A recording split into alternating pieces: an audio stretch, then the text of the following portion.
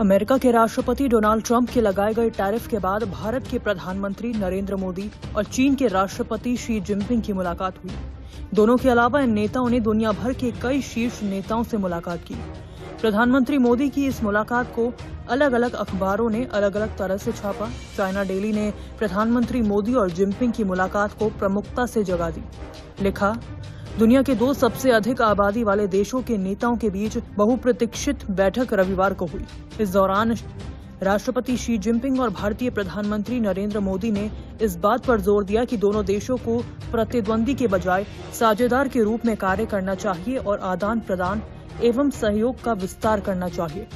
She ने Shanghai सहयोग संगठन शिखर सम्मेलन के दौरान मोदी का स्वागत किया, जो 2018 के बाद से भारतीय नेता की पहली चीन यात्रा थी।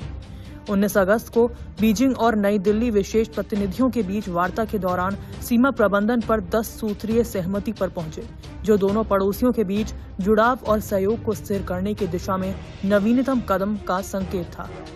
इस खबर के मुताबिक शी ने कहा, दोनों देशों को सीमावर्ती क्षेत्रों में शांति बनाए रखने के लिए मिलकर काम करना चाहिए और सीमा प्रश्न को समग्र संबंधों को परिभाषित करने से बचना चाहिए। जब तक दोनों देश एक दूसरे के प्रतिद्वंदी के बजाय सहयोगी साझेदार बनने और एक दूसरे को खतरे के बजाय विकास के अवसर के रूप में देखने की व्यापक दिशा पर कायम रहेंगे, तब तक संबंधों के विशिष्ट मुद्दे अपने आप ठीक हो जाएंगे और द्विपक्षीय संबंधों में स्थिर और सतत प्रगति होगी। चीन और भारत के लिए सही विकल्प ये होना चाहिए कि वे अच्छे पड़ोसी मित्र और साझेदार बने, जो एक दूसरे की सफलता में मदद करें और ड्रैगन और हाथी एक साथ आएं। आपको बता दें कि प्रधानमंत्री मोदी के दौरे से पहले चाइना डेली में कई प्रमुख मुद्दों को लेकर खबर छपी थी। चीन के सरकारी अखबार चाइना डेली ने लिखा कि पिछले सप्ताह भारत गए विदेश मंत्री वांग यी के दौरे को व्यापक तौर पर मोदी की यात्रा की तैयारी माना जा रहा है। चीन और भारत का मेलजोल वैश्विक परिस्थितियों से निपटने के लिए अहम है।